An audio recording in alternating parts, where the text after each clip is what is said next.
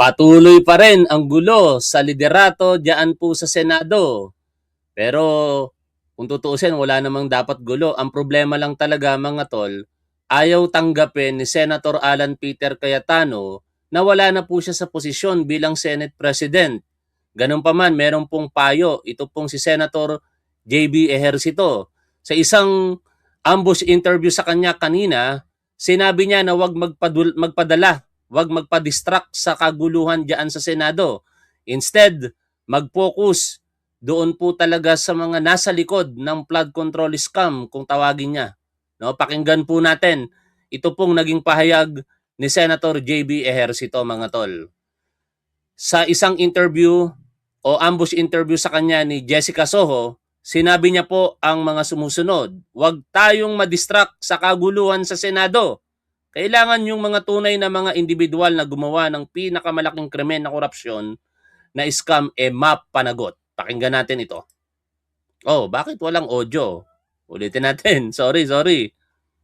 Nabanggit ko yung mga dating taong malapit kay Saldi ko. No? Kung sila yung galing kay Saldi ko, kung makakorroborate nila, sabihin na natin, 10% lang yung maaaring magamit sa affidavit nila, pero pinirmahan nila. Naku po, Senator JB Ejercito, nagsasalita ka ngayon. Malamang sa malamang, sasabihan ka ng mga DDS na bigyan ka ng maleta.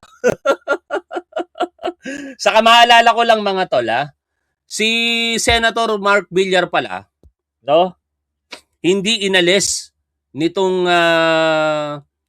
18 Marites sa pangunguna ni Atty. Levito Baligod sa sinasabing nabigyan daw po ng maleta.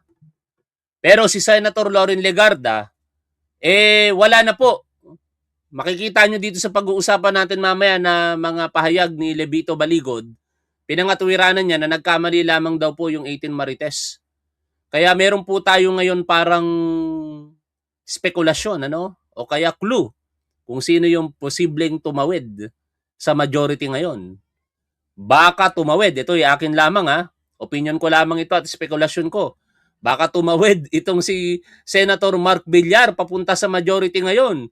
Kasi kung mapapansin ninyo, hindi siya nilinis ng 18 Marites. Ang nilinis lamang sa kanilang pagkakamaling nagawa nang banggitin nila ang dalawang senador na si Loren Legarda at si Mark Villar ay si Loren Legarda lamang na hindi daw po tumanggap ng maleta. Bagkus kinumpirma pa nga nila na talaga daw pong tumanggap ng maleta si Mark Villar pero hindi daw nila nakita nung nagpunta sila doon. O, kaya nagkakaroon na tayo ng clue ngayon kung sino yung posible.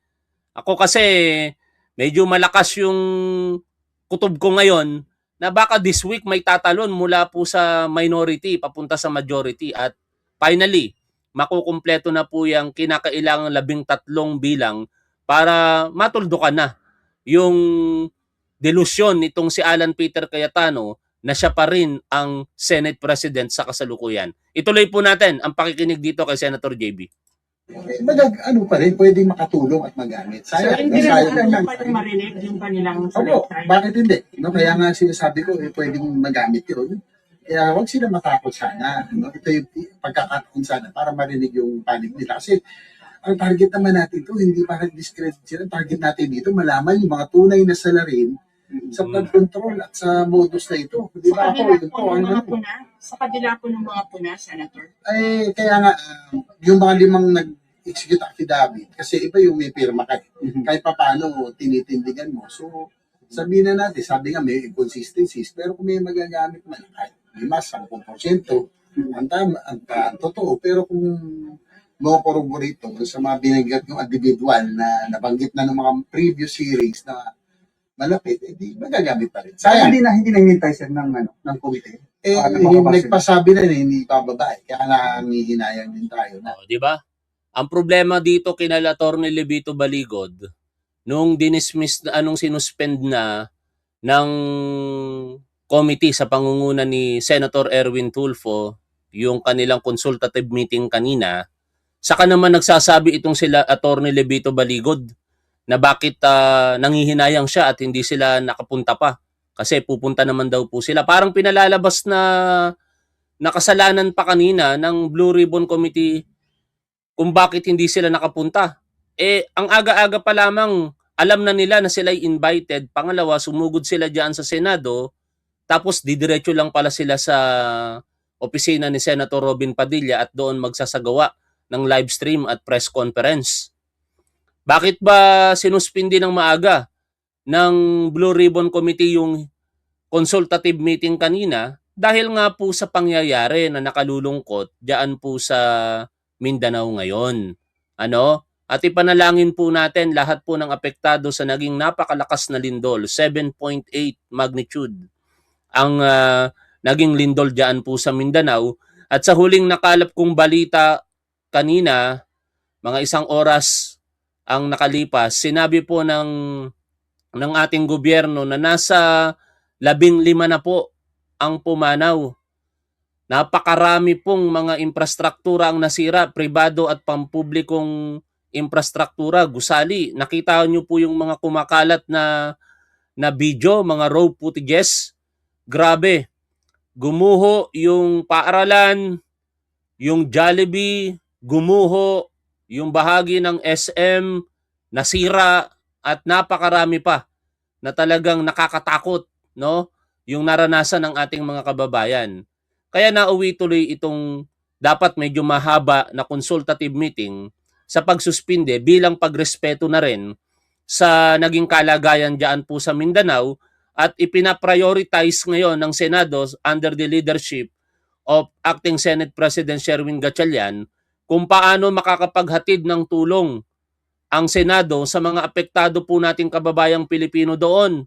Ito namang si Alan Peter Cayetano, imbis na makipagtulungan, ang ginawa, nagpa-press conference na naman at naninindigan sa kanyang posisyon at sinasabi pa na hindi daw po siya bababa.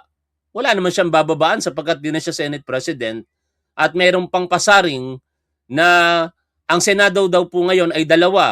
Isa sa kanyang pamumuno at isang Senado ng Malacanang. O mamaya pupuntahan po natin yan, ha. Tapusin po natin ang sinasabi dito ng Senator JB Ejercito.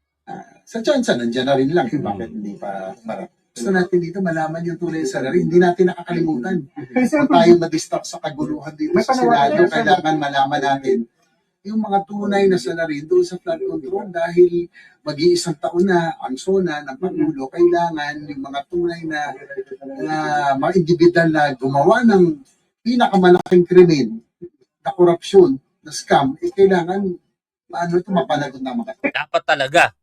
Pero sino ba talaga ang tunay na salarin? Siyempre, nakabase yan sa ebidensya. So far, ang nakikita natin ng mga tunay na salarin, yung mga nakasuhan na, katulad po ng kapatid ninyo, na si Senator Jinggoy Estrada.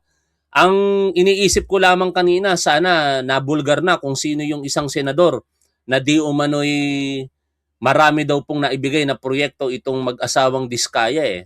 Kaso lang dahil nga po sa nakalulungkot na pangyayari sa Mindanao, maagang natapos yung consultative meeting at hindi na po naibulgar diyan po sa Blue Ribbon Committee kung sino yung sinasabing senador na papangalanan sana. Kanina, ikinadismaya ni Acting Senate President Sherwin Gatchalian yung hindi nga po pagpunta nitong mga 18 Marites. Pakinggan po natin ang pahayag dito ni Senate President Pro Tempore Win Gatchalian. Nandito na sila. Sana pumunta na lang sila dito. Why all the drama of pupunta pa doon, may press con? Nandito na sila. This is the best venue to tell the truth. Masabi ko nga, kung puso mo, malinis ang konsensya na magsabi ng totoo, pumunta ka dito. Tama. I-contempt ka. Di ba? Tama. Kung talagang ikaw hindi nagsisinungaling, wala ka dapat ikatakot eh. Anong ikinakatakot nitong 18 Marites? In fact, kung talagang sila'y seryoso sa kanilang mga sasabihin, pagkakataon na nga nila kanina, kasi hindi naman po hearing yun eh. Walang kakayahan ang committee kanina na mag-contempt. Bakit? Hindi pa po fully constituted ang Blue Ribbon Committee. Wala pa pong 17 members. Ang minority, hindi pa po nagbibigay ng kanilang mga representative para maging miyembro ng BRC, ng Blue Ribbon Committee. Kaya basically, nilinaw nga kanina na yan ay hindi po hearing kung hindi consultative meeting lamang.